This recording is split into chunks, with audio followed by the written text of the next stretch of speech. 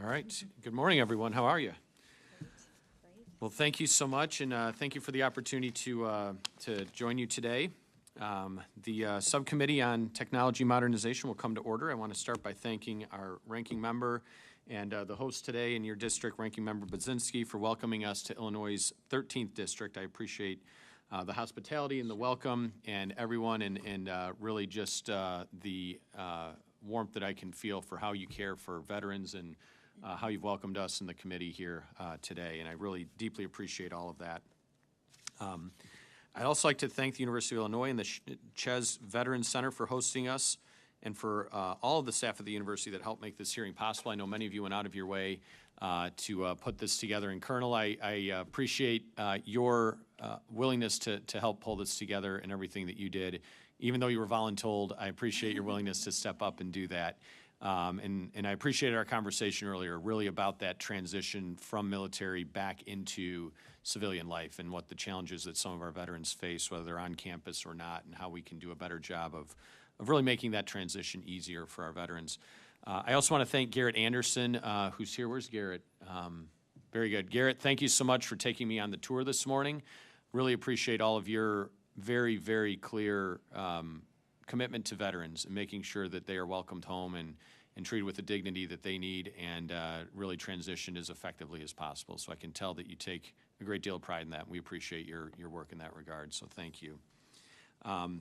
The mission of the Technology Modernization Subcommittee is to make sure that VA is buying, using, and developing the right information technology in order to deliver the best care and services for our veterans.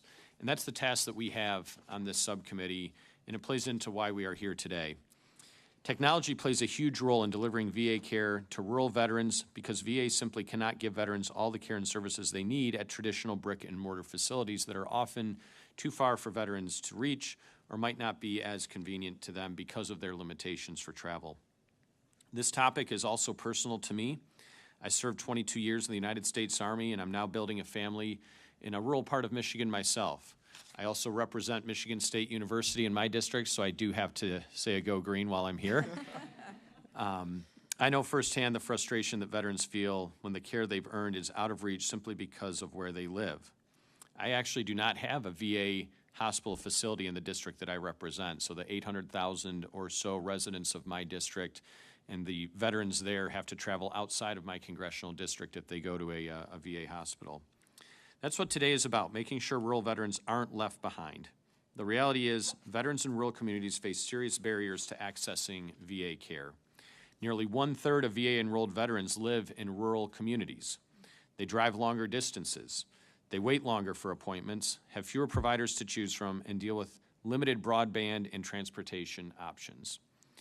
However, each community is different, and rural veterans do not all have the same experience with the VA. So I'm glad the ranking member and I were able to take our subcommittee on the road and talk to you all where you live and learn about the specific challenges that you face. In Washington, we hear a lot of experiences from people, but I think we all benefit from going directly to the source for where things are happening. And that's a good reason why we're here today. One of the most important tools that exists for rural veterans is the Community Care Program. Community care allows veterans, especially those in rural and underserved areas, to see outside providers when brick and mortar VA facilities can't meet their needs. Community care is VA care, and millions of veterans rely on it every single year. Having used community care personally, I know there is room for improvement. I want to ensure every veteran watching this hearing knows that they only need to meet one of the several criteria to qualify for community care. One is if the VA does not offer the service that is needed. Another is if the VA facility is not in the area in which they are located. If the VA cannot schedule an appointment quickly enough or close enough to them, or if community care is in the veteran's best medical interest. Under the leadership of Chairman Mike Bost, chairman of this committee, whose district is not too far south of here, this committee is working hard to ensure that rural veterans are able to make their own choice on whether community care is the right option for them if they are eligible. In addition to community care, VA has many other resources that are important for rural veterans, including telehealth, mobile medical units, and much more that we will hear about today. Technology has a big role to play here, and that is where this subcommittee comes in. There are a lot of exciting opportunities for technology to drive better VA care and services in rural communities. A great example is the external provider scheduling system, which allows VA staff to see real-time appointment availability and book directly with community providers or within the VA system, depending on which is available first and closer to home. While it is only active at around 50 VA medical centers currently, it has empowered staff to schedule up to 4 times more appointments per day by eliminating delays, confusion, and honestly a game of telephone that goes back and forth. Another great example is telemedicine. When it comes to mental health, where isolation is a real risk, tools like mental health and remote monitoring are essential lifelines for veterans who otherwise might fall through the cracks. And I want to say I'm very impressed by the services you have here that allow veterans to access those services around other veterans who may have had a shared experience to them. So I think that's another important community aspect of this. But even with these tools, there is room for improvement. Reports from GAO and the VA Inspector General have shown that rural health programs lack clear performance goals, outreach strategies that are inconsistent at the VISN level, and community care referrals still take too long, especially in high-need areas like mental health and women's care that we're still trying to make strides in. Provider participation in VA cellular networks is also lagging, with some rural providers walking away due to red tape, poor communication, or late payments. We can't let bureaucracy or outdated processes get in the way of quality and timely health care. This subcommittee is committed to ensuring that VA's rural health programs are well managed, accountable, and truly reaching the veterans they're meant to serve. That means cutting the red tape, improving access to care, and ensuring every veteran understands their options for quality care and that we leave no veteran behind to figure this out for themselves. It also means ensuring the resources are there to sustain proven services and tools, like the external provider scheduling system, telehealth, transportation services, and others. My goal is to ensure every program is driven by measurable outcomes that validates better health outcomes, not just good intentions. In fact, we talked about that today earlier. There are so many veteran organizations out there, each with good intentions, sometimes duplicating services, sometimes duplicating intentions, and having a real drive to find out where we can get that done in the best way is really important. The bottom line is this: geography should never be a barrier to care. If a veteran qualifies for VA health care, it's our job to make sure they can get it without delays, without confusion, without frustration, and without giving up. We hear too many stories about veterans who've simply abandoned the benefits that they've earned because they can't untangle the confusion. I look forward to hearing from you all about how we can accomplish this today. Before I turn it over to the ranking member, I just want to remind everyone here that this isn't an open forum, but is a oversight hearing for members of Congress and the witnesses that are before us today. They will be testifying under oath, so this isn't a forum for individuals to participate. But I know, seeing as how we're in the ranking member's district, if you do have questions of your own, I'm sure she's available to work with you on those. And with that, I will yield to the ranking member for her opening statement, and thank you again for having us. Thank you very much, Chairman Barrett, for coming to the 13th District. Welcome to Urbana. It's really great to have you here. I appreciate you making that trip. I also want to just echo a sincere thank you to the Shez Veterans Center and the leadership. I've had the privilege of visiting this center, and I know the important work that you're doing for veterans, student veterans on campus, and just want to say it's so special to be here having you host us for this field hearing. So I want to say a sincere thank you, and thank you to the University of Illinois. You know, Chairman Barrett's district and mine are probably very similar. He mentioned Michigan State, so I have to say go Illini, but very similar in a lot of different ways. And so I think that this forum, this panel, is going to be really, I think, really important to both of us, and we'll take all of this information back with us to Washington. So I look forward to a robust conversation about the experiences specifically for our rural veterans, gaps in access to care and benefits and resources that are available to bridge them.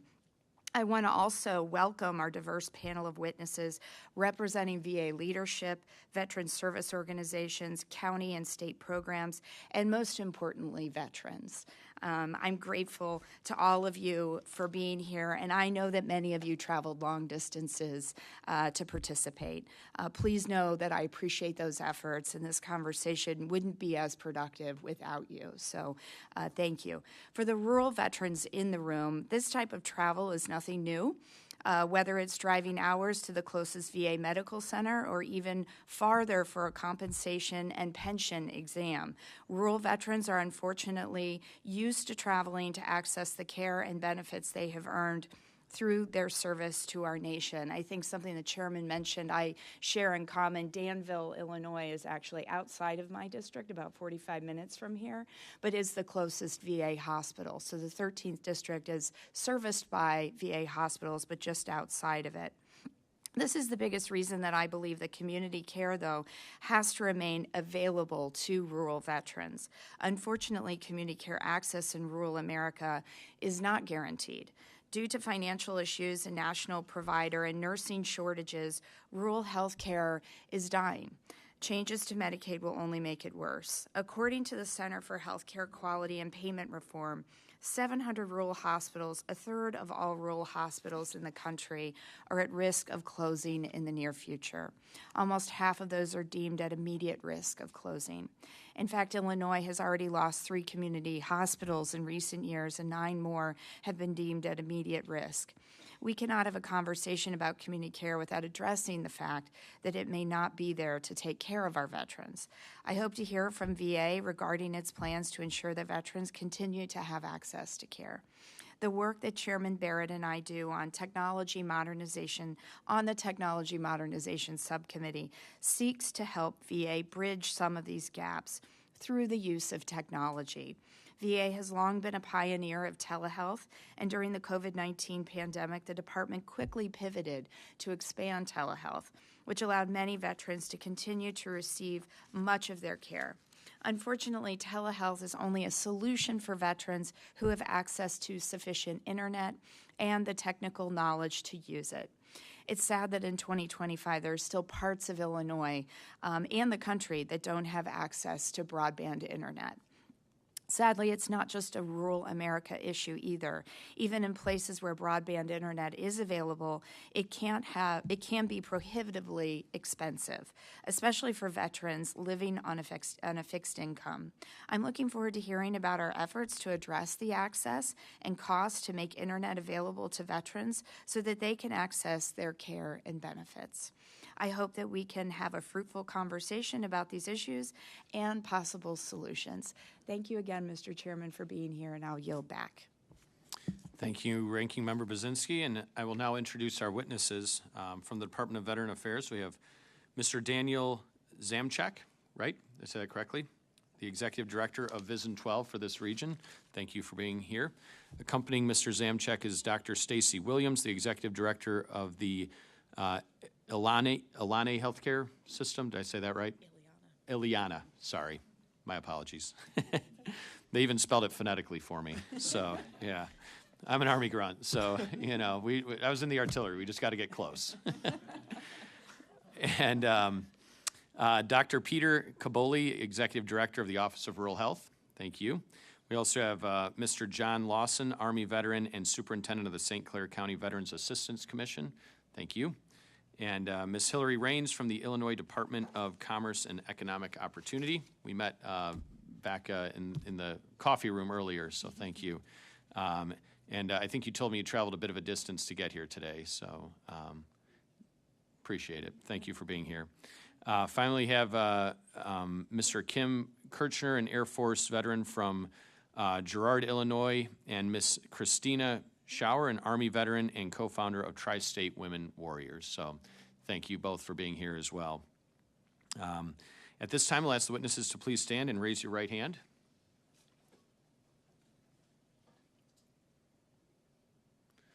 Do you solemnly swear under penalty of perjury that the testimony you're about to provide is the truth, the whole truth, and nothing but the truth? Very good. Thank you, and let the record reflect that all witnesses have answered in the affirmative. Mr. Zamchek, you are now recognized for 5 minutes to deliver your opening statement on behalf of VA. Okay, well, thank you very much. Good morning, Chairman Barrett, Ranking Member Budzinski, and our distinguished guests. thank you for this opportunity to discuss VA's efforts to enhance the well-being of our rural veterans, especially within the VA Ileana healthcare system. As you announced, my name is Dan Zomchek. I am the Network Director of Vision 12. Joining me today are Dr. Stacy Williams from the VA Ileana healthcare system and Dr. Peter Caboli from the Office of Rural Health and VHA. I'd like to take some time to share some highlights about the work that we're doing within VA Vision 12 and specifically the VA Ileana healthcare system in providing essential care to our rural veterans. Having been with the VA for over 20 years and serving as the Network Director of Vision 12 for almost 3 years, I am deeply committed to our veterans and to our mission. We strive to ensure that veterans, no matter where they live, receive the top-notch care that they've earned and deserve. I'll start with the healthcare services provided by the VA Ileana healthcare system. This system has been a cornerstone within the Danville community for over 125 years. With a dedicated team of over 1,500 healthcare professionals taking care of about 30,000 veterans in the community. Covering 34 counties in East Central Illinois and West Central Indiana, we reach vets in both urban and rural areas. Over 24 of our sites across Vision 12 serve a population where more than half of those veterans are enrolled from rural areas. And given that 4.2 million of the 16.5 million U.S. veterans live in rural areas, our services play a crucial role in ensuring these veterans have access to the health care that they've earned and deserve. It's also important to note that veterans in rural areas enroll in VHA care at higher rates, that is 65%, compared to 47% for their urban counterparts. I'd like to touch on a few key initiatives that support rural veterans, starting with community care, as you mentioned. Through the Veterans Community Care Program, we ensure timely care closer to home via a network of over 1.4 million non-VA providers. The network here is vital for delivering hospital care, medical services, and specialty care, especially for those vets that need to travel long distances. We've streamlined referrals and improved care coordination to ensure quality and continuity. Next, telehealth, which was also mentioned earlier, and virtual mental health services have truly been a game changer for our veterans in rural and remote areas. VA has invested in telehealth infrastructure, enabling veterans to connect with primary care providers and specialists through platforms like VA Video Connect that we call VVC, reducing travel and improving health outcomes. We've also ramped up on virtual mental health services, including therapy, medication management, and crisis intervention, all critical for addressing the mental health needs of our veterans.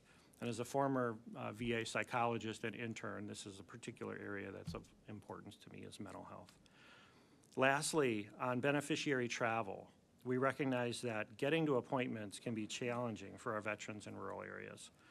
VA's Veterans Transportation Service, or VTS, provides door-to-door rides for eligible veterans. Our highly rural transportation grants program helps vets to travel to VA medical centers. And the Volunteer Transportation Network, backed primarily by the Disabled American Veterans Organization, which is a fantastic partner for us and our veterans, offers free rides through volunteers. So that said, Chairman Barrett and Ranking Member Budzinski, I want to thank you for allowing me and us to share our efforts in assisting our rural veterans. With your backing, VA continues to expand its reach, ensuring more veterans receive the care that they've earned and deserve. We appreciate your commitment, and we look forward to discussing these points further during today's field hearing. Thank you. And the written statement of Mr. Zamchek will be entered into the hearing record, and appreciate your testimony. Mr. Lawson, you are now recognized for 5 minutes to deliver your opening statement. Chairman Barrett, Ranking Member Budzinski, and the members of the subcommittee, on behalf of the veterans of St. Clair County, thank you for the opportunity to provide remarks on challenges faced by veterans residing in rural America, and in our opinion, the best state for veterans, the land of Lincoln, the great state of Illinois. My name is John Lawson. I'm the superintendent of the Veterans Assistance Commission of St. Clair County, Illinois. I'm a VA accredited government veteran service officer through the National Association of County Veteran Service Officers. I'm also a life member of the Veterans of Foreign Wars Post 1739 in Belleville, Illinois, and currently serving as the VFW State of Illinois Legislative Co-Chairman and a life member of the Disabled American Veterans Chapter 24 in Freeburg, Illinois. I lead a small team of 5 other full-time veteran service officers who are fully invested in ensuring our veterans receive the benefits that they have earned and safeguarding them from predatory, unaccredited claims consultants. St. Clair County is unique in that while we do have a suburban feel and a significant active military presence at Scott Air Force Base, much of our veteran population exists in the small towns that dot rural Illinois. We consider ourselves very fortunate to have our VA community-based outpatient clinic, the CBOC, in Shiloh, Illinois, and one more forecasted to open in Scott Air Force Base. Even with these 2 facilities, our population of veterans from St. Clair County and surrounding counties have eclipsed the safe patient load our great care providers at the CBOC. Many veterans cannot use this facility due to these patient load caps. Coupling this limiting factor is a limited scope of care available at the CBOC that nearly always leads to a veteran being referred to a VA medical center for specialty or advanced care needs. Our veterans are served by the St. Louis VAMC that also serves over 110,000 eligible veterans on the Missouri side of the river. Although we understand that full-service VAMC on the Illinois side of the St. Louis Metro may not necessarily be in the cards for the nearly 104,000 eligible veterans of the Illinois 12th and 13th congressional districts, we do need a much larger footprint and improved service capacity for our veterans by way of a higher level of care facility that is able to accommodate our needs beyond routine physicals and blood draws. At my last count, we had 5 patient-aligned care teams at the St. Clair County CBOC with a max patient load of 6,000 veterans, with 2 additional patient-aligned care teams forecasted for the future Scott Air Force Base CBOC. This combined maximum patient load of 8,400 only represents about 33% of the eligible veteran population of St. Clair County, according to the 2023 VA GDX, and roughly 8% of the eligible veterans of the 12th and 13th congressional districts. The non-forecasted number is even more disappointing at approximately 24% for St. Clair County and 5% for the combined congressional districts without inclusion of the forecasted Scott Air Force Base CBOC. We do believe that H.R. 740, the Veterans Access Act of 2025, will be a good start for St. Clair County veterans, especially as our CBOC in Shiloh sits directly between 2 full-service hospitals less than 2 miles to the east or west, much closer than the nearest VAMC in St. Louis, Missouri, at 45 minutes to an hour away. We look forward to the subcommittee's help to help our veterans by working with the VA to direct the development of automated approvals of community care applications to reduce the time to approval, reduce travel, reduce the delays in receiving care, and also supporting the local community by veterans utilizing their earned VA compensation where it was intended, in that veteran's local community, not in another state. Additionally, we'd like to ensure that the veterans do not receive bills for this care when applicable. Negotiated reimbursements and payment submission portals for providers should be developed to ensure clarity of responsibility of payment for the provider and patient. Lastly, ensuring our VA electronic health records are two-way accessible to the VA primary care providers and the community care providers is essential in ensuring the best possible outcomes for our veteran patients. In situations involving advanced or specialty care, miscommunication between providers can cause irreparable harm to the veteran. I wish to emphasize that our support for the Veterans Access Act of 2025 is not to be an indication that we support substitution or privatization for direct VA care for our veterans. To be straightforward, we do not. Our support of this proposal is as a supplemental partnership with the community medical providers to ensure timely access to care and the best possible health outcomes for our veterans.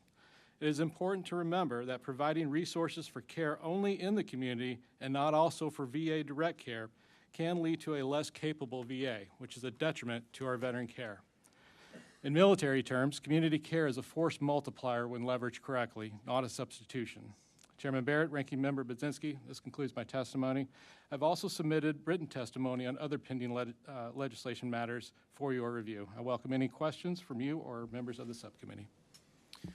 And with 2 seconds to spare, we appreciate your testimony today. So did you time that out? Yes, sir, I did. I'm a slow talker from the Ozarks. I'm surprised I got it out that fast. Well, thank you for your testimony. Thank you for being here. And the written statement of Mr. Lawson will be entered into the hearing record. Thank you. Ms. Raines, you're now recognized for 5 minutes to deliver your opening statement. Thank you so much, Mr. Chairman, Chairman Barrett, Ranking Member Budzinski, and distinguished guests. Thank you for the opportunity to testify today on behalf of the Illinois Department of Commerce and Economic Opportunity and the Illinois Office of Broadband. I'm here to talk about the critical intersection of telehealth access for rural veterans and the impact of the digital divide on their health and well-being.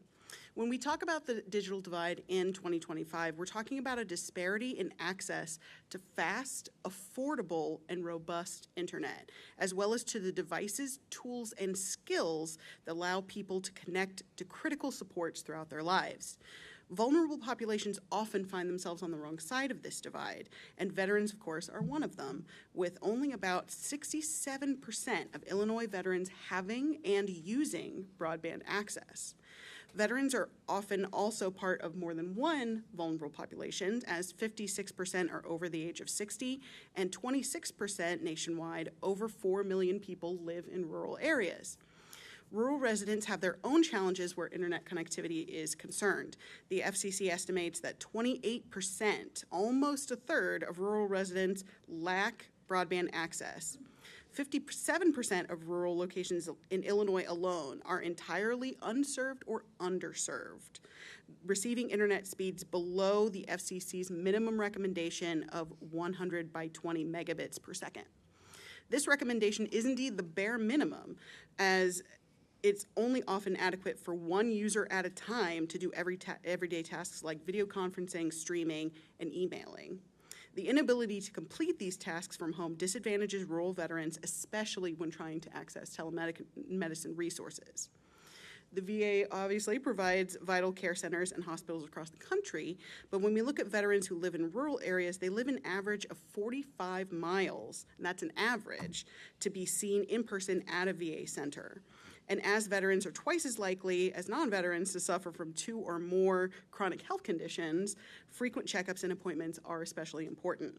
Telehealth resources began to be promoted heavily just before the pandemic to alleviate those challenges with transportation and provider availability, but adoption rates in rural areas suffered because of the lack of broadband access. When considering additional complications such as subscription affordability, device ownership, and varying degrees of digital literacy and skill, especially in the more than half of veterans over 60, the problem is laid out in stark relief. Illinois has already worked diligently to increase broadband access for rural residents through the Connect Illinois Broadband Infrastructure Grant. Connect Illinois allows internet service providers to build high-speed fiber infrastructure in rural areas that often have low population or subscriber density and are isolated from middle-mile infrastructure. As of today, 3 state and federally funded rounds of this program have connected approximately 7,500 households, with 46,000 total more to be connected over the next 3 years. The 4th round is currently being funded by the Federal Broadband Access, Equity, and Deployment Act, you might have heard BEAD, program, and stands to connect over 165,000 Illinois residents and almost 5 million other households across the country without adequate connectivity. While the BEAD program is in progress, there is another program that can fund veterans serving organizations on the ground and help to provide rural residents with device access, digital skill building, one-on-one troubleshooting support, and more. That program is the Digital Equity Act. This program was poised to provide $2.75 billion to states to support programming and subgrants to direct service organizations, with veterans being targeted as one of the vulnerable populations most affected by the digital divide. Illinois was to receive more than $23 million to equip households and residents with the skills, resources, and tools needed to use the high-speed internet. Illinois received over 260 subgrant applications throughout the state, with the full ask over $100 million, far outstripping the available funds, showing the need. Some of the programs proposed were to support telehealth and resource access for recently separated women veterans in the rural Southwest Central region, veteran-focused digital literacy classes, mobile skill building hubs, and secure community telehealth rooms. Unfortunately, the Digital Equity Act and its $2.75 billion of appropriated funding were terminated by executive order, leaving these programs unfunded. Expanding access is the key to health and well-being of rural veterans. Thank Thank you so much, and thank you for having us today. Thank you for your testimony. Thank you for being here. The written statement of Ms. Raines will be entered into the hearing record. Mr. Kirchner, you are now recognized for 5 minutes to deliver your opening statement. Good morning, and thank you everyone for taking the time out of your day to listen to my testimony. My name is Kim Kirchner, and I'm a proud veteran who served in the United States Air Force, Illinois Air National Guard, and served in Operation Iraqi Freedom and Operation Enduring Freedom. I'm currently a sergeant with the Macoupin County Sheriff's Department. I'm writing the testimony in regard to the care that I have received at a compensation and pension exam. I drove over 30 minutes to an exam that the VA scheduled for me with a contract provider. When I arrived, the medical provider informed me that I was not on her schedule and that she couldn't find my medical records. I told her that the VA had called me and asked me to come in at an earlier date due to an opening. She finally found my records, but had an attitude through the entire exam, which lasted a total of 3 minutes. At no time did she conduct a medical exam on me. She only reviewed my medical record. Based on that exam, VA denied my claim. In order to finally get my claim awarded, I had to do a whole nother medical exam. This was a massive waste of my time and taxpayers' money. I firmly believe that I am not the only veteran this has happened to, and the outsourcing of these exams definitely needs to be looked into. When a veteran goes for an exam, they should be treated with the utmost respect they deserve, especially for putting their lives on the line for our country. When I walked out of that exam that didn't last approximately 3 minutes, I have never felt so disrespected in my life. It was very frustrating to get treated this way, especially having to drive 30 minutes to the exam due to living in a small town and nowhere close to a VA clinic. I firmly believe that the VA needs to pay more attention to the care we are receiving from them outsourcing their compensation and pension exams. Thank you, everyone, and I'm happy to answer any questions that you may have. Thank you, Mr. Kirchner, and thank you for your service then and your service now. And I've heard from other veterans with similar experiences to yours with that compensation and pension.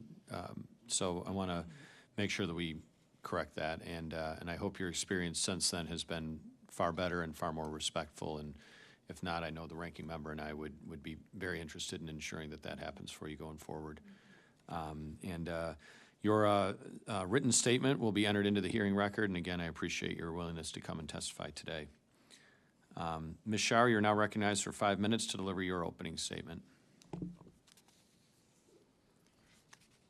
Chairman Barrett, Ranking Member Budzinski, and members of the subcommittee, thank you for the opportunity to speak today.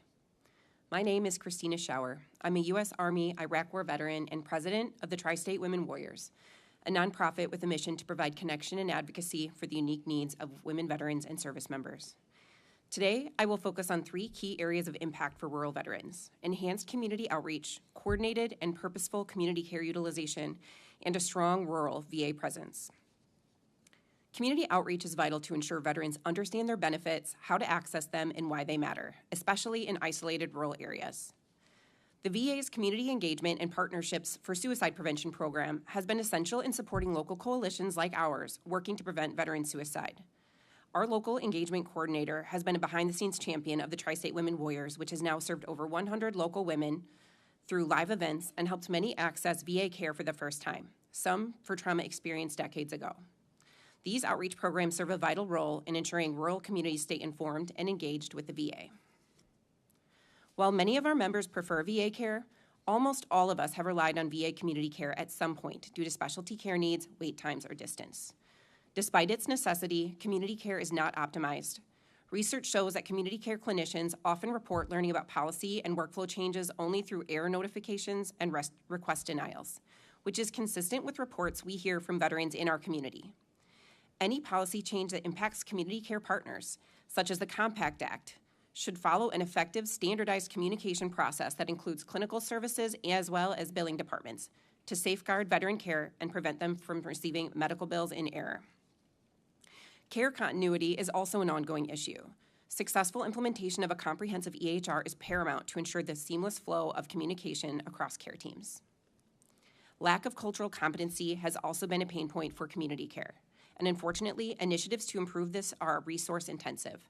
With 48% of rural hospitals operating at a financial loss in 2023 and the recent passing of H.R. 1, most rural hospitals are strategizing ways to ensure their doors stay open and would struggle to absorb any additional financial strain.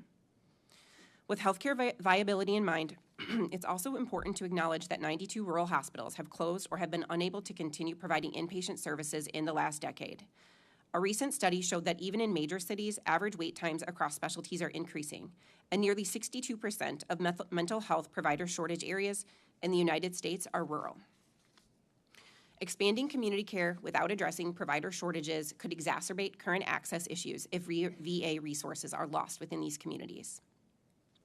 Our local CBOC is a trusted anchor, and this committee's greatest focus should be ensuring rural veterans have access to VHA's veteran-centered patient care.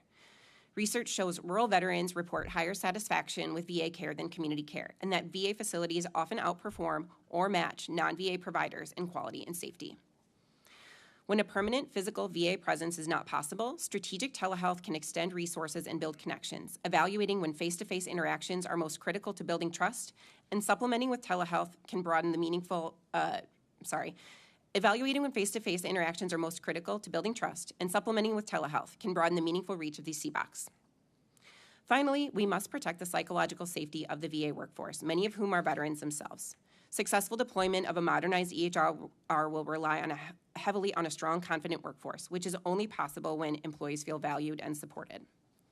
This subcommittee is uniquely positioned to lead in expanding VA access to rural veterans through technology. Community care is vital, but history shows that even well-intended privatization can lead to inequitable services for rural communities, as resources naturally shift to more profitable urban areas. As we see this disparity in the broader healthcare system today, the VA remains a vital equalizer. A balanced, bipartisan approach can strengthen both VA and community care to ensure our most vulnerable veterans are not forgotten. The VA I returned to in 2004 after my deployment to Iraq as a student on this campus, where I was told by the VA in Danville that my new breathing issues were likely from anxiety, is not the VA we have today. The progress we have made has been intentional and remarkable. Let's continue investing in this transformation and use modern tools to bring care and benefits closer to rural veterans who have earned them. Thank you. Thank you, Ms. Schauer. Appreciate your testimony, and your written statement will be also entered into the hearing record. And we will now proceed to questioning, and I'll recognize myself for 5 minutes, and I forgot to advise you ahead of time, but we have a light system here in front of you, green, yellow, and red, pretty self-explanatory. Yellow is you're getting close, and red is you're out of time. So, but we will begin questioning, and genuinely appreciate each of you that are here today and the testimony that you offered today. Ms. Schauer, when were you said you were deployed in Iraq, 03, 04 sometime, and where were you operating out of there? Baghdad International Airport. Okay, and what was your job? I was a combat medic. Oh, very good. Well, thank you. I was there a few years after you, and certainly appreciate your service there, so thank you. Thank you. And Mr. Kirchner, did you say you were Army as well? No, sir, Air Force. Air Force, okay. Yeah, and you were, where were you deployed when you were serving? Incirlik, Turkey. Say again? Incirlik, Turkey. Okay. I did a kind of a layover there one time. So I was in Guantanamo Bay on my way to Afghanistan. So, but it was great because they had a Taco Bell there. So it was good for morale. So, yeah.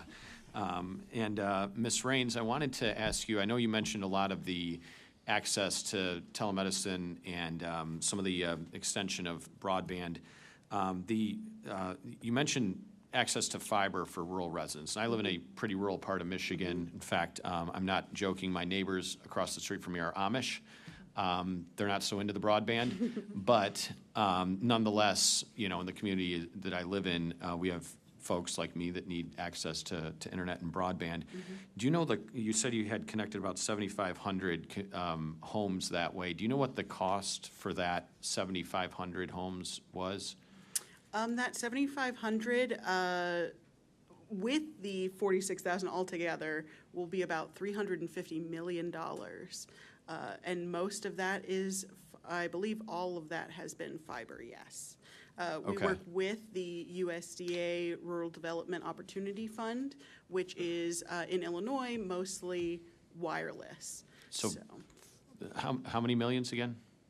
350 million, about, for those were state and federal funds in the first 3 rounds of the Connect Illinois program. So 350 mil, for how many homes are going to be connected for that? It's just over 50,000. Okay. That would be a substantial cost per home with fiber.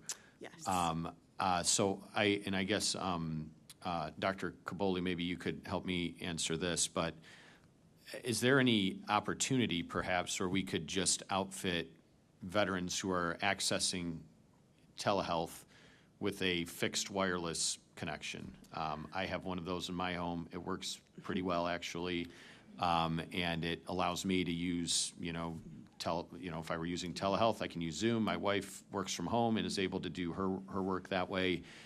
I feel like for 350 million, we could buy a lot of people a home internet, fixed wireless provider type of thing and pay $50 a month for them and not hit 350 million for a great long time. Either one of you. Oh, sorry. Wireless internet is an excellent stopgap, yes. So in areas in Illinois, especially where I'm from, down in Crawford County, Robinson, Illinois, there is no cell signal in a lot of the county. So even if you had a hotspot, you aren't able to access it. Wireless internet is coming, but wireless is slower speeds. It is interrupted by any kind of weather, rainstorm or thunderstorms, which are very common on the prairie, as you know. Yeah. But it is an opportunity to get people connected faster. I actually found, I had cable like copper, but it wasn't, it wasn't fiber, but Right. it was like a lower speed, but it was into the home through the phone line. I don't know. Yeah.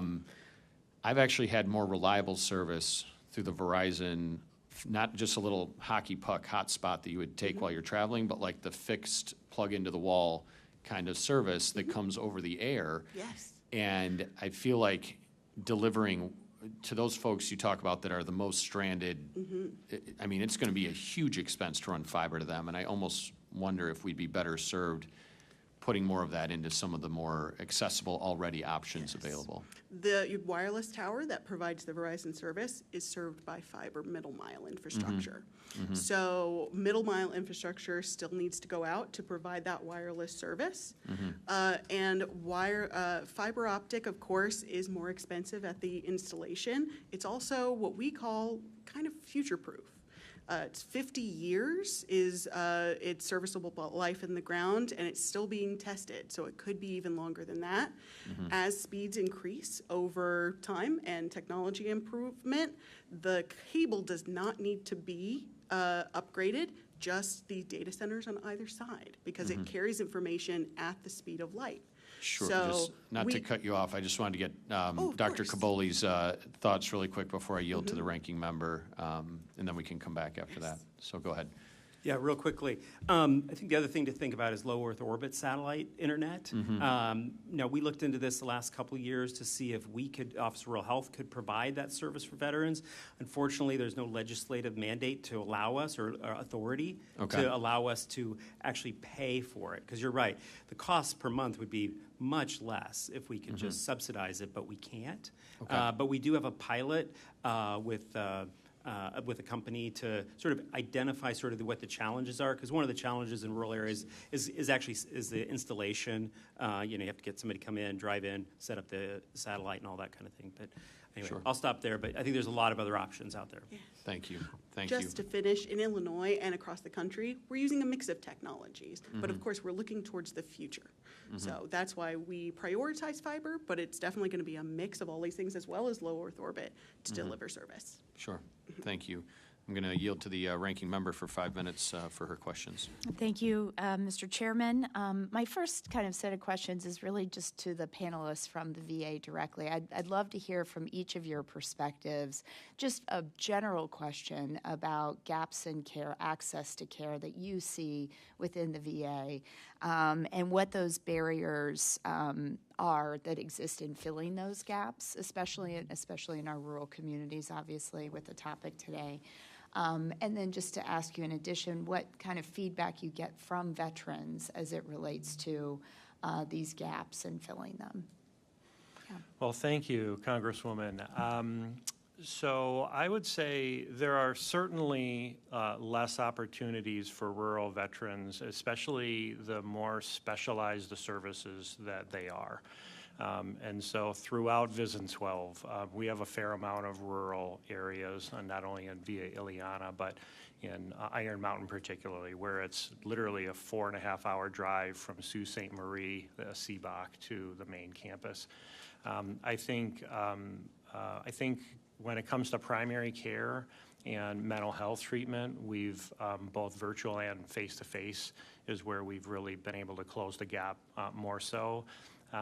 But we are continuing to expand our CBOCs, not only growing them and doing construction, but also trying to create new specialty services there. But certainly across the board, that's why I think community care, as was stated, is so critical, because we can do a lot in the VA. We have a lot of opportunities that we can offer for our vets, but there are some things that we can't. And so having that partnership of community care can really help us. There's a lot of mobile opportunities that we do too, and I think maybe Dr. Caboli could talk a bit more about that.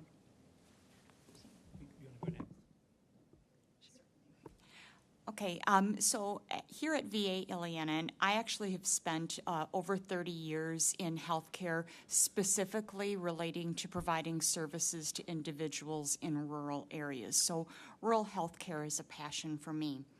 At VA Ileana, we have actually implemented a screening program titled ACORN, which stands for Assessing Circumstances and Offering Resources for Needs. And to speak to some of the testimony that we've already heard, when we've done this screening through our social work team, it really addresses some of the social determinants of health, like food, housing, utilities, transportation, education, employment, digital needs, and the like. We've actually found that 19% of our veterans are positive for digital needs, and another 65% positive for social isolation and loneliness. Since we are a rural Department of Veterans Affairs hospital, we do have, CBOCs spread throughout this area, but we certainly recognize the needs of our veterans to try to remain connected with not only health care, but with one another. I just want to say, to start out, though, I'm actually from Iowa City, Iowa. I grew up across the river from Illinois and southeast Iowa, so go Hawks. We have the Big Ten covered here. But I did wear my Illini colors today, Yes, just thank because I knew where I was. No, I think to answer your question about access and gaps, I think it comes down to sort of kind of like Ms. Rain said about you use every possible thing you have. What do we have that we can get veterans access to care? So it's face-to-face care with us, face-to-face care in the community, telemedicine, instant messaging. We have all these things offered out there. And the thing is, not every veteran wants telemedicine. Of veterans that have used telemedicine, 80% say, yes, I want this. 20% say, I tried it, it's not for me. And pretty much all of us had some form of telemedicine during the pandemic. So we've had experiences with it, and really veterans want more telemedicine. But again, what do they want? Let's either bring them to care or bring the care to them. Can I ask just one follow-up question? One thing I've noticed within the district, just within healthcare in general, just even beyond providing care to veterans, is we lack the ability to attract specialty care, healthcare professionals, doctors, nurses, and so we have a shortage of healthcare professionals just within our hospital systems. Is that reflected as well at the VA in Danville, that you have those shortages or a hard time kind of attracting those professionals? We have very similar challenges to what are experienced in the private sector and the community care network, yes. Yeah. If I can add to that, I think one of the things that we do have is because we're a national network of providers. We actually don't have a shortage, say, of primary care providers. Even though there's shortages everywhere, we just don't have them all in the right places at the right time. And so, like you were talking about PAC teams and how many providers they have, we can supplement that through the Clinical Resource Hub program. So we can supplement primary care, mental health, specialty care. So a nephrologist in Boston who has extra effort to give can provide care in rural Illinois. And that's telehealth. by telehealth. Yeah, yes. telehealth is key to that. Yeah. Okay, I'll go ahead and yield back. Sure, thank you. I'll now recognize myself for 5 minutes. And I know a couple of you, I think Mr. Lawson and Ms. Schauer, you mentioned the electronic health record upgrades that are necessary to kind of integrate that community care and VA care together, because oftentimes veterans will, even if they're using community care, will also have a segment of their health care through VA. And that's been a major subject of consideration by our subcommittee. I feel like it's taken up 80% of my life these days. But if you can give us any of your perspective as to your expectations for that. I know this, Cerner has now been acquired by Oracle. The VISN that I live in, and specifically in Michigan, is the next region to receive this update, and it's frankly not gone well in the places it's been rolled out in the past, minus the exception here in Illinois. And curious if you have any thoughts on how that will take place, and what would be things we ought to look for on this committee to make sure that it is done appropriately. Yeah, so when we think about those electronic health records, even speaking from the private sector experience in my previous life before the superintendency here, the systems do not talk with one another. So you might have one healthcare facility using I don't want to endorse any places here, but Epic, and then one maybe on Cerner. Those two hospitals might even be owned by the same ownership group, but don't communicate with one another with those records because they don't intermix. So I think what we'd be looking here is, we look to like software service type of mechanisms to where maybe providers might be provided login access, something along those lines, to direct access those records from the VA. On the software rollout from Oracle and Cerner, we did get an update about that last week at the NAC-VSO annual conference, and when we think about those records coming in from the active duty component of the U.S. Armed Forces, it is happening. It seems or appears, or we've been told, that those bugs have been worked out. Time will tell.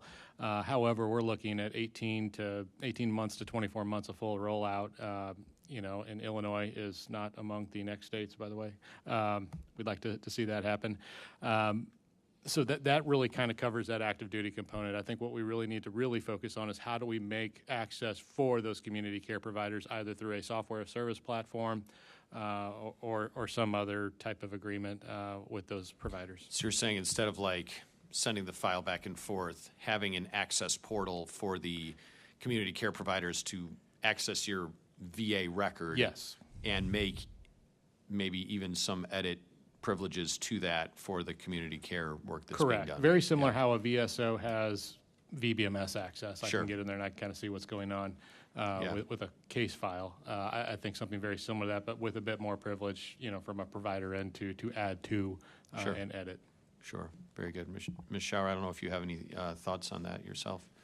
So my background is nursing, not IT, and so I want to give that caveat. But as a clinician, just being able to access the records you need when you need them is especially helpful. And it goes two ways. It's the VA EHR, but then also figuring out with the community care, as you mentioned. Yeah. Everybody's working on different systems, and so making sure it works with a variety of systems. Another additional thing that just to point out, I know up until recently we did have an EHR change in my organization, but when that interoperability is not there, sometimes it does rely on actually making a phone call to the CBOC or to the primary care team, which that relies on that CBOC being open. So weekends, holidays, nights, you don't always have that ability to access those records. Yeah. If this was ever a possibility, I would love to see a future where not only do we ensure that any veteran that's eligible for community care receives the information about what they're eligible for and where they can go, but Alternatively, we have a lot of veterans that are not using their VA care. They're using the community on their private insurance. They may not have any awareness. I would love to see some way for some sort of integration that would allow community providers to easily screen and then refer to VA when somebody meets those criteria.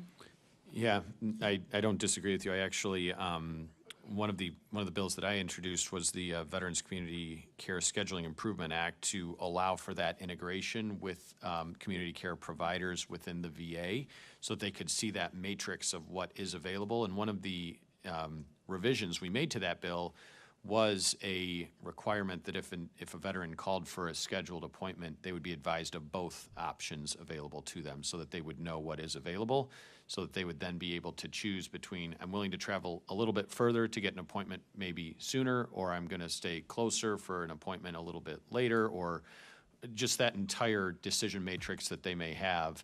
Or maybe they're like a lot of folks in my district who travel to Florida in the wintertime and they spend part of their time there, part of their time in Michigan, and having, other options available to them is really something that's important. So we are working through a lot of this electronic health record, tangled issue right now, but I know, Mr. Lawson, you pointed out in your testimony just that certainty that if you have, for example, a referral for a critical need, that it's not getting lost in that gap perhaps before this is fully integrated, so that we know if you send a referral for a test or a service, that it's going to be received on the other end and actioned appropriately in a timely way to make sure that it's not falling through the cracks. So appreciate that, and I want to yield to the ranking member for 5 minutes. Great, thank you again. My next question, Mr. Lawson, actually, we could spend probably this entire hearing talking about healthcare, but I do want to talk about access to benefits. And so I just was curious if you could speak a little bit to that and what you're hearing from your fellow service members just about access to benefits, barriers to that, challenges with it in our more rural communities, obviously. Sure. I think the first priority is ensuring that we've got access to accredited veteran service officers for these veterans in rural areas. In my office, we are going through quite a bit of a transformation to make ourselves available to veterans wherever they may be. We even service veterans outside of our county. We've got clients as far away as Ireland that we're able to do remotely, work through the claims process with them. Part of what we do is educating veterans on that, but they have to be into the system first. So if you've not entered the VA system, meaning that you've not applied for a VA home loan, if you've not entered VA care, if you've not used education benefits, you're not counted and you're not in the system. We need to make sure that you're enrolled and counted in the system. One, it gives our VA administrative staff and planning staff some better head count of numbers, so we know where to center our care and where to look to build facilities or expand out options. But for us, the challenge is especially as we stand up here in Illinois, our Veterans Assistance Commissions, making sure that we've got an accredited veteran service officer in every county. These veteran service officers are free for the veteran to use. They should use free veteran services officers at all times and never pay for the service. That is a benefit that they've earned, and they should not be charged to access it, and that's that. Thank you. Yeah, one of the things we've tried to do in my office is host resource center, resource fairs, connecting veterans to the VA, to services, and it's challenging. It's challenging to, we did it at one of our community colleges not far from here, and we had light attendance, so any observations or kind of suggestions you might have on how we can better connect? That's one thing we've been wrestling with. We attended one of your resource fairs recently as well at the Legion in Edwardsville. And we've noticed that as well, that the resource fairs, the face of the veteran is changing. We have to look at the demographics of these veterans, how they access care, how they consume information. Resource fairs used to work back when the internet didn't exist. Now that veteran has more access to information through their handheld computer on their phone than they ever will at a resource fair.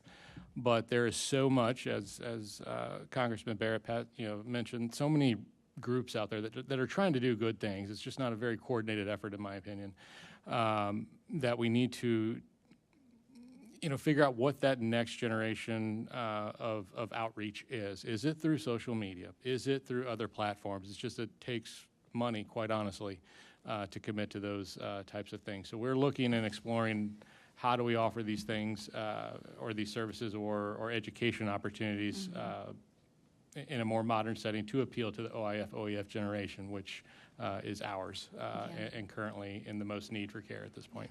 I'd love to keep working with you on that to figure that out, for sure. We'd be happy to. Thank you. Dr. Williams, I wanted to ask, I know you're currently the Medical Center Director up in Chicago at the Jesse Brown VA MC. And so I was just wondering if you could maybe, since we're talking about rural healthcare, obviously Chicago not being rural, if you could kind of just talk to us a little bit about, as you're practicing working up north, kind of the comparison between resources, any things you see different between what can be offered in a community that's more rural, the challenges or the lesser of the resources that might be down here, or maybe we have adequate, same amount of resources in Chicago, but I was just curious if you could reflect on that.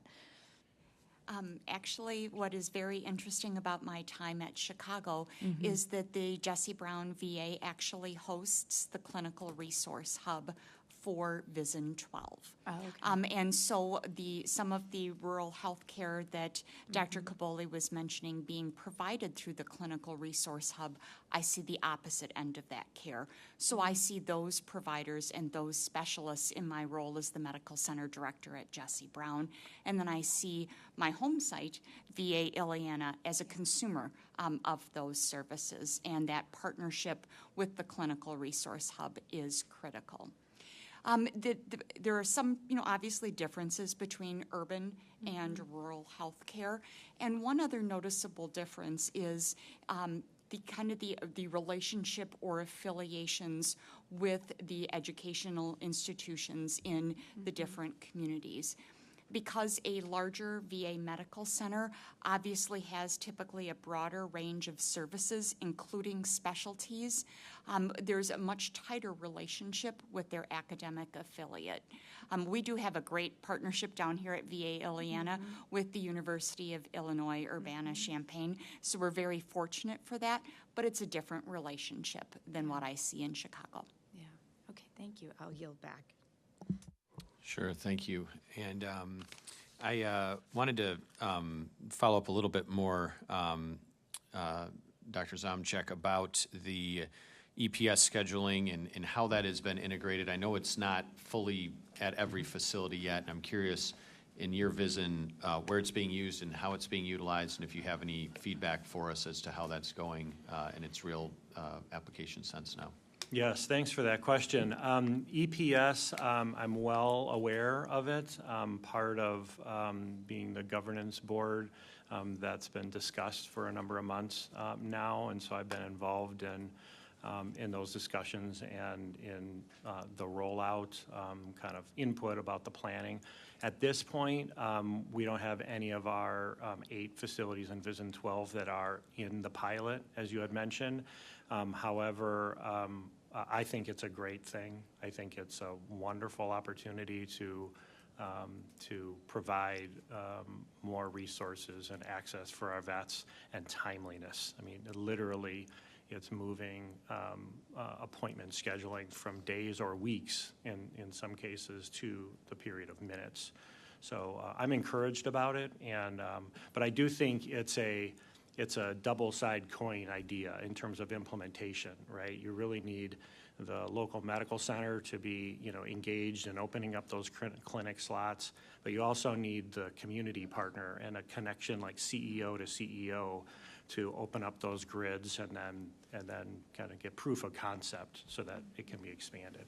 Sure. For those that may be here today unfamiliar, it would basically, when you call to schedule an appointment, often in community care, I had this example happen to me. I had an audiology appointment, and they had to first call me and get my availability, then call these other providers that were available, then call me back, and they scheduled it at a time I told them I wasn't available.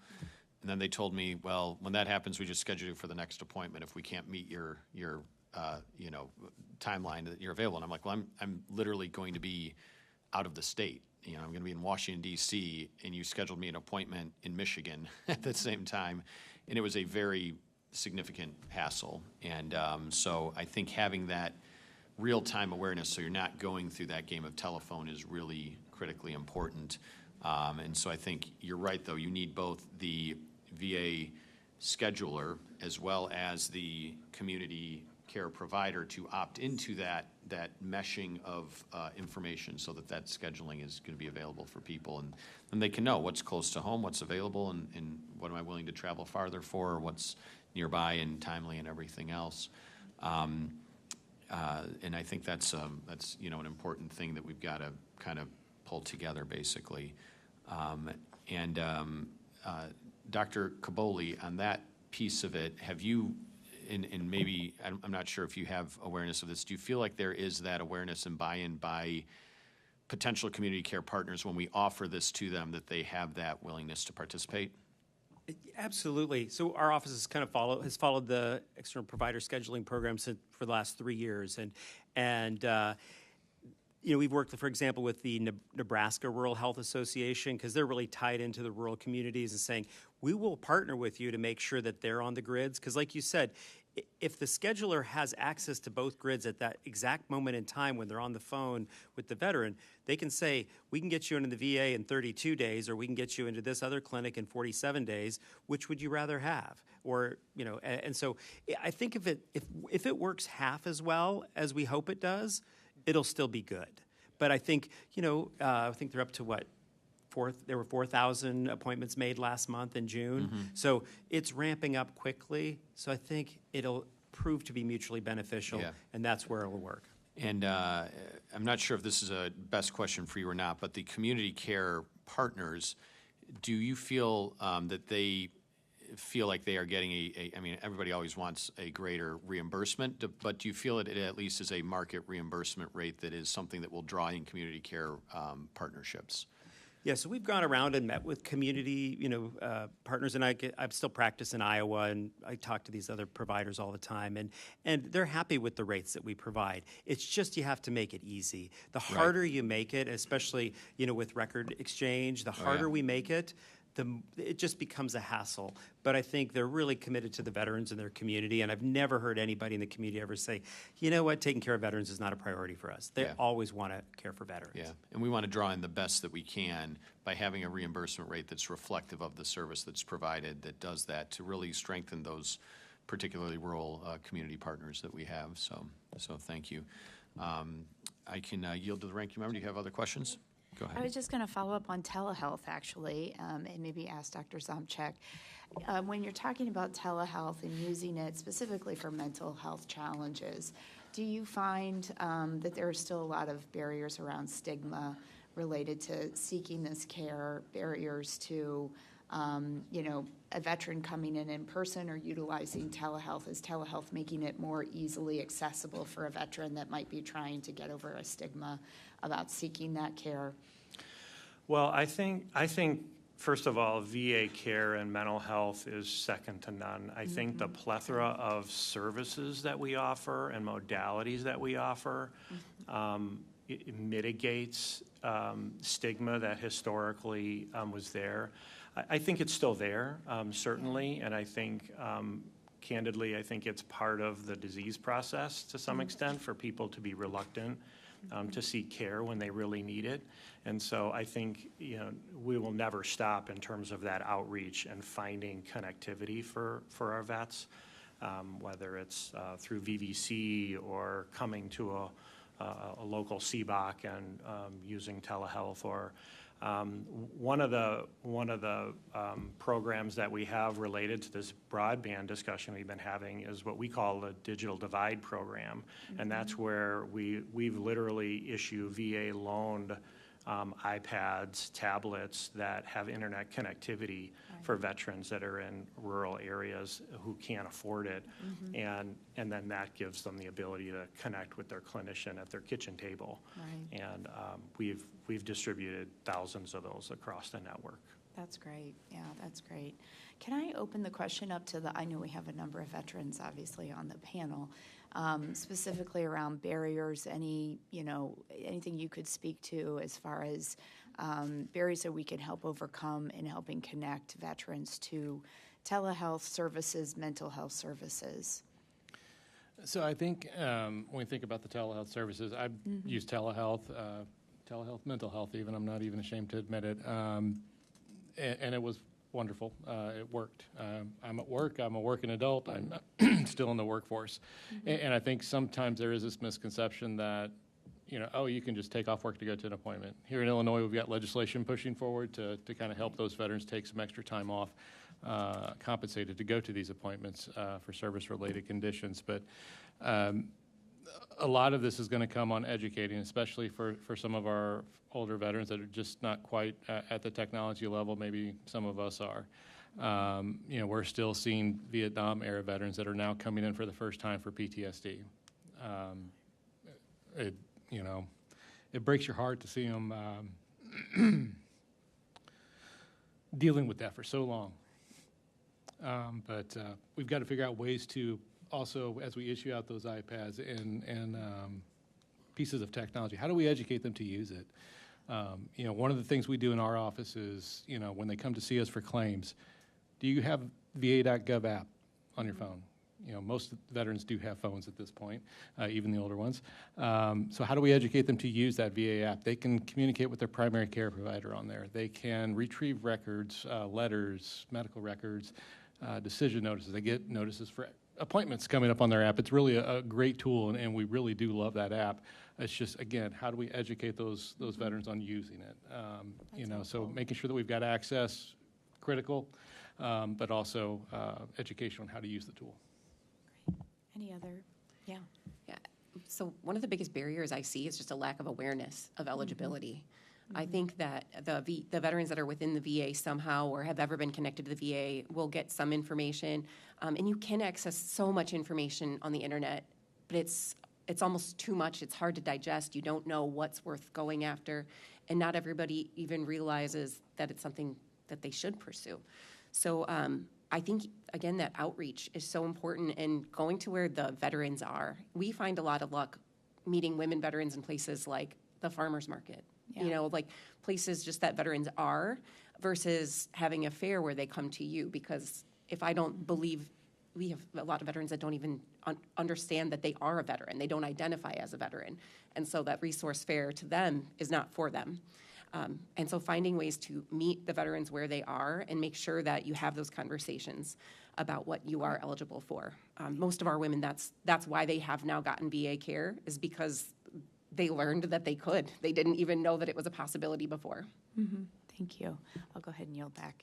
Sure, thank you, and thank you for that. I think you're right. I think it speaks to a thing. Prior to coming to Congress, I was in the state legislature in Michigan, and we would always model our outreach, and instead of asking, are you a veteran? Because you're right, people will self-select out of that definition.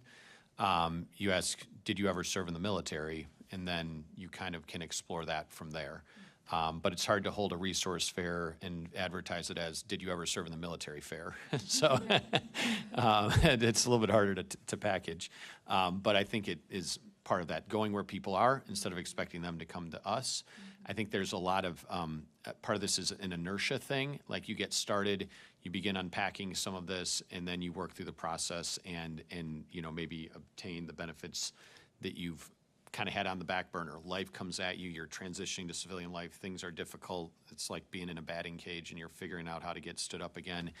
And then you think you'll worry about it later, and then life comes in and you have a lot of other priorities. Even for our Vietnam generation coming home, they were treated so poorly when they came back that many of them just kind of packed it away, and then life took over, and then they moved to a different phase of life, and those things they had tried to pack away become to kind of percolate back out. And I really hope, and I think we are making the strident effort of making up the lost ground that we had with that generation, because they truly did suffer unnecessarily. And I think I will say, I'm grateful that generation made sure that our generation was welcomed back respectfully and with the dignity that all veterans deserve. And I think that each of our Vietnam veterans are owed a great deal of appreciation for that. Mr. Kirchner, I wanted to ask you a question. Since your really tragic experience with that provider, have you found, or have you gone back into any community care services? What has your experience been like more recently, and can you give us any insight into how that may or may not have improved and where you think those improvements ought to go? Sure. First of all, community care, excellent. Excellent. Every time they call about the appointment, like you said, we'll get back with you 24, 48 hours. It's within 10 minutes they're calling. You know, they're bringing their A game. Where I see that could be a benefit for the veterans and the VA is if I'm going to an audiology appointment, I want my records to be reviewed by an audiologist, not a heart doctor or a person that's had the training. I don't believe the people that are doing these exams are the right people doing the exams. I think that's where You're talking for the compensation and pension? Correct. Okay, not the community care No, ongoing the medical? community care, they're Yeah. doing everything to get you there. Sure, They're, sure. You know, that's where community care is on top of their game. I think Yeah. that's where it's falling apart is whenever community care is done, that's Yeah. where it's falling off the board. We'll take that back, because I'm not sure, sitting here, what the qualifications for those delegated outsourced, compensation and benefit exams, what a requirement is for that person to be. I'm sure they have to be a medical doctor, but I'm not sure in which specialty or what that would involve. So we'll take that back for consideration for some questions to VA about that. So I appreciate your insight there. And Dr. Zomchek, one thing, I know you talked about outreach with mental health and that being important, and I think that is a continuing effort we have to keep working toward. One population that we found some success in Michigan was actually reaching out to spouses of veterans as well, because oftentimes they are observing the behavioral challenges that veterans may have in a more intimate setting back home that they're not displaying out in public at their job, or they're taking that hardship back home with them. And I think that outreach to the spouses of saying, hey, here are some benefits that may be available to your loved one, may be that soft encouragement that they need to make the decision to come in to receive the help that they should have and certainly have earned. And I don't know if that's anything you've explored at all, or if it's worthy of your consideration or not. Yes, that's a great point. We know the connectivity with our veterans is often with family members, often children, could be a neighbor.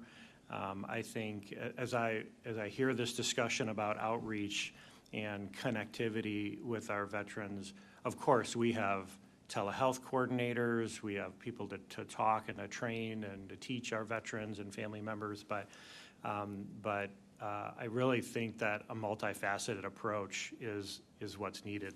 There can be some of these standardized approaches that we're doing, but what I've seen in my network is I have very rural and very urban centers, and even some of the hospitals that are very urban have very rural CBOCs. And so having a group, each of the facilities does, I think, a great job of even with town hall meetings in reaching out and opening up our connections. Sometimes it's in person, sometimes it's with Facebook, but whenever possible, we certainly invite spouses and family members to be involved in the care, so long as it's, it's okay from a Sure. health information standpoint. Do you know of any way that we've kind of tried to do the direct outreach to the spouses or near close family members of veterans, with resources from the VA to encourage them to try and encourage their veteran loved one to explore their benefits? I'd have to take that back, and Okay. I'd be happy to follow up with you about any specific program or initiative about that. Sure. I think mostly what we do is it's all encompassing, so Yeah. all of the outreach that we do, we do not turn down if someone is asking about their father or mother Right. or sibling. Yeah, I just think it might be a useful inroad with veterans. It turns out I have a wife, and she thinks I'm rather stubborn, so maybe I'm the only one, I don't know. But thank you, appreciate Thank it. you. And Ranking Member Buzinski, go ahead. Sure, I just had a final question for Ms. Schauer. I was wondering if you could speak about specifically women veterans, and we've had a lot of conversation obviously focused on rural healthcare, but I think that those challenges to access for women is probably greater. But I was wondering if you could speak a little bit to that experience. Yeah, our women veteran population, of course, we have a lot of unique needs. Military sexual trauma is probably one of the most prominent, though not isolated to women veterans, a higher percentage of women veterans. What I find in our community is hesitance towards using the VA because of experiences they had 10, 20 years ago, when you dig into it. And so just trying to encourage them that today's VA is different and you're in a place where you'll be welcomed. And once they try it again, they see and they believe and they socialize it with each other. But I think it's getting them in that door. And I think the social isolation that you're talking about, I want to learn more about that program because that's really why our community was created, and hearing about the high suicide rates for women veterans, which as a nurse, having been a nurse for 15 years at that point, I was completely unaware of. And when we started our group, we had immediate energy behind it, and it just keeps growing, and it just shows that need for people. And often it does take asking them 2, 3, 4 times to come. But once they come, they're like so excited for the next meetup. So I do think women have unique needs that have gone a little bit unnoticed and unrecognized for a while. And I'm really happy that today's VA is seeing that and addressing that. Thank you very much. I'll yield back, Mr. Chairman. Sure, thank you, and appreciate that insight as well. And I think maybe doing some public service outreach to women to really like having firsthand testimonials of women who've come back and now receive care at the VA to advocate for other women to, hey, this isn't, number one, this isn't the military. Whatever trauma you may have experienced there is not, I get that this is still the United States government, and there is a hill we have to climb to reestablish trust in many ways.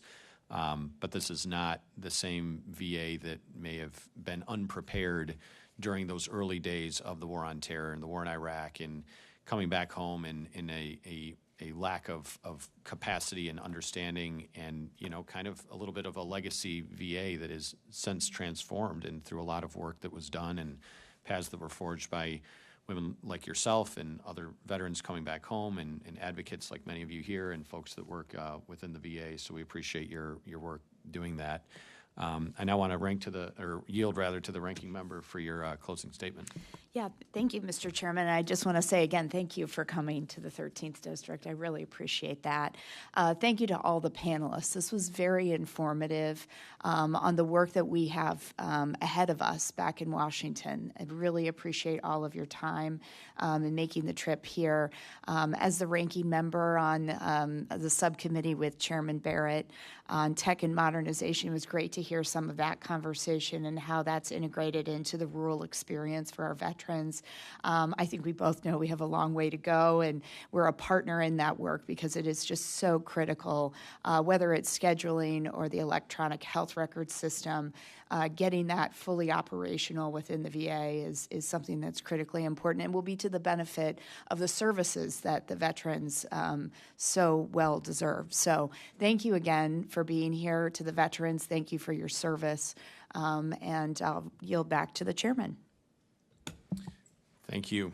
And thank you, Ranking Member Buzinski, for hosting us today, and for allowing me to see a little bit of a glimpse of your district, and appreciate the both similarities and some of the differences between communities that we represent and how things are done. And I really can't say enough about how impressed I am by this facility, the outreach that is done, and the success stories that you've all had, and the work that's ongoing that you're doing. And kind of like we talked about earlier, Colonel, allowing veterans to find that next sense of real purpose. And I appreciate the work that you're doing here to make that happen. And one thing that I think can give us some really focused motivation for this is there's statistics around this. Of course, during that 20-year-long span of the war on terror, we had just over 7,000 troops die on the battlefield. every single one of them is an absolute tragedy. I have friends that, and many of us who served have friends that were lost in that effort. We lost 35,000 more to suicide during the same period of time. And that really, to me, speaks about that the real total human cost of war that we have yet to fully appreciate. And we have a lot further to go in that, and how we can prevent those, each of which are preventable with the right intervention and the right outreach and the right care and treatment. So that is a real mission of what we on this committee are focused on. And a piece of that is this technology aspect of how we deliver benefits to veterans, and how we really do a better job of making sure that they have the adequate access that they've all earned to really head off at the pass the next veteran who may be going down that path. And then also looking at veterans who aren't contemplating suicide but still need help for the back injury they sustained, or the other service-connected conditions they may be facing or dealing with. What education benefits do they have that are available to them? What compensation and benefits are available for that continuation, and all of the other services that VA provides that are really truly important and fall under this rather broad umbrella of the subcommittee and the work that we do. So I can't tell you how much we appreciate each of you being, really on-the-ground advocates, and with the firsthand knowledge and experience that you have of how we go about that.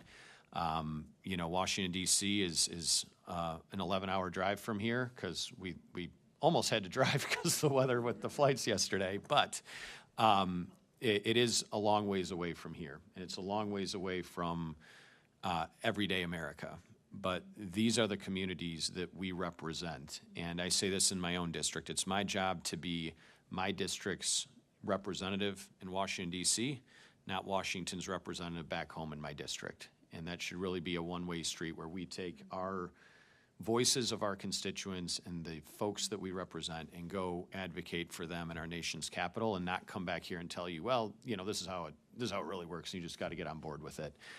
That's not the role of Congress, and that's never going to be what we do on this subcommittee. So this field hearing today really allows us to gather that insight from all of you here and take this with us back to our nation's capital to really do our best and strive to make the best public policy that we can on behalf of our veterans and on behalf of the communities that we represent. So I thank you again for hosting us today, and we look forward to welcoming you to Michigan in the future to do another hearing in my district. And certainly for those of you that have further insight or thoughts for us, we welcome your insight. And if you make it to Washington, we'd love to have you in our hearing there as well. So thank you again to everyone. Thank you to the staff, both committee staff on both sides, as well as the staff for arranging all of this, for those that were here providing other services, for hosting us today. I really do appreciate each and every one of you.